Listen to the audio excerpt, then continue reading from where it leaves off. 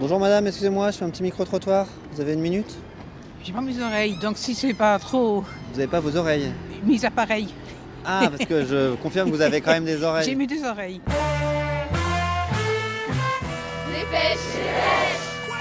Salut, c'est Livo et je découpe les journaux avec mon micro.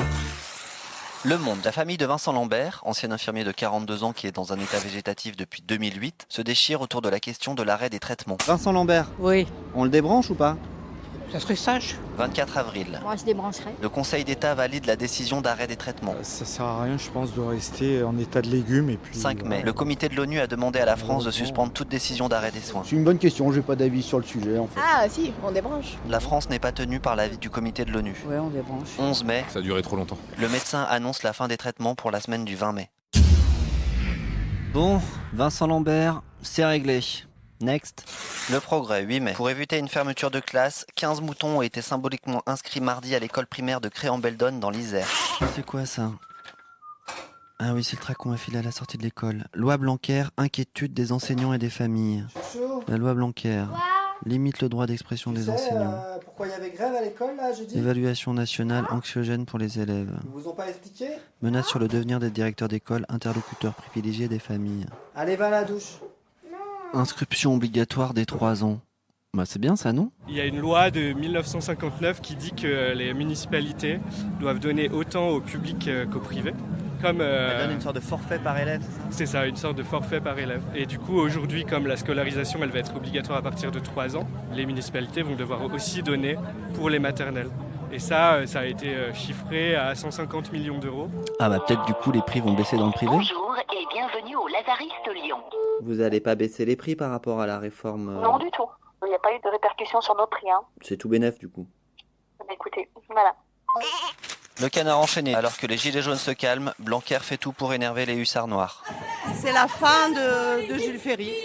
Donc, c'est la fin de la démocratie, c'est la fin de l'égalité des chances. Donc, Ah, je suis dans la... ça fait beaucoup de faim là. Ouais. Vous passez maintenant une part non négligeable de votre temps, Jean-Michel Blanquer. à devoir rectifier des bobards. Non mais attends, lui il dit bobard, il dit pas fake news. Bon sang, sapristi. Diantre, mais qui débite toutes ces balivernes? Il n'y aura pas de loi Blanquer. Je serais fier qu'il n'y ait pas de loi Blanquer. Bah je comprends plus rien là, il y a une loi Blanquer ou il y a pas de loi Blanquer? Sapristi. L'Opinion, 12 mai.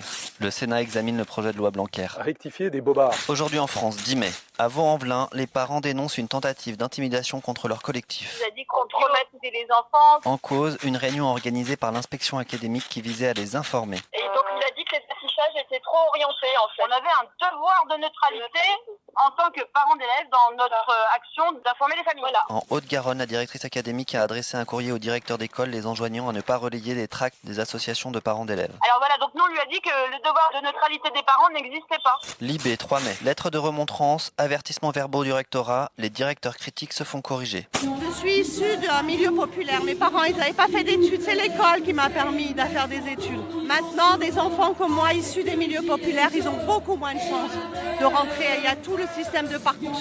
Ils ne pourront pas faire ce que j'ai fait, moi. Ils ne pourront pas. Ça ne sera pas possible. Du coup, on chante Patricia Caas ensemble. Je ne suis pas très Vous chantée. avez les paroles? L'éducation nationale doit-elle sortir de la gréviculture? Il y en a qui deviennent fous, font confiance à Blanquer. Je considère que la présence de la musique à l'école tous les jours est un magnifique objectif. Faut des moyens, pas trois fois rien.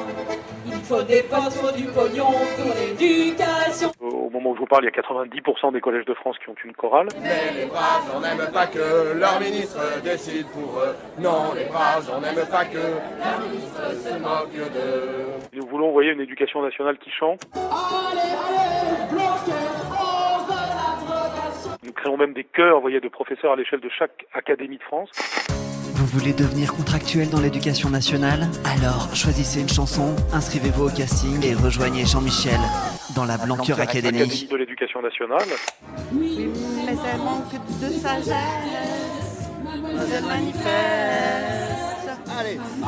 Elle manifeste. Nos instituts ont du talent. Et pendant ce temps-là, Le Monde, 11 mai. Monsanto distribue les bonnes et les mauvaises notes. Monsanto affichait des dizaines de personnalités à influencer.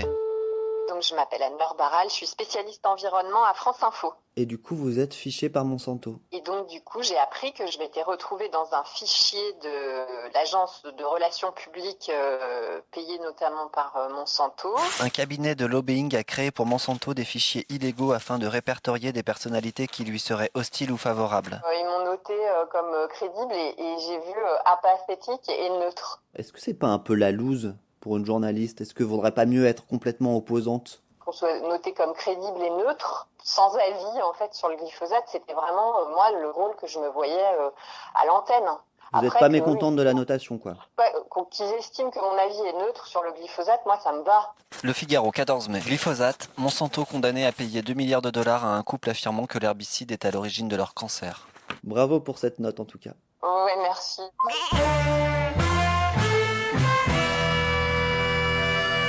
Pour encore plus d'informations neutres et sans avis, rendez-vous la semaine prochaine dans Dépêche. Non, ça n'est pas un sujet tabou du tout. Ça n'est pas tabou de dire que certains le croient tabou. Le tipi de Papi n'a pas de tapis qu'elle dépit. Ça n'est pas tabou de dire que certains le croient tabou. L'odu d'un dindondine et se dandine. Ça n'est pas tabou de dire que certains le croient tabou. Un bon blanquer est un blanquer bien bloqué. Un bon blanquet est un blanquet bien bloqué. C'est pour ça qu'on se bat là dans la rue, c'est pour toutes ces phrases que vous faites avec les élèves. Voilà, c'est tous ces virelangues qui vont disparaître. Arte Radio. Sauvons les virelangues. Point. Un bon blanquet est un blanquet. Ouais, c'est chaud en fait. Comme.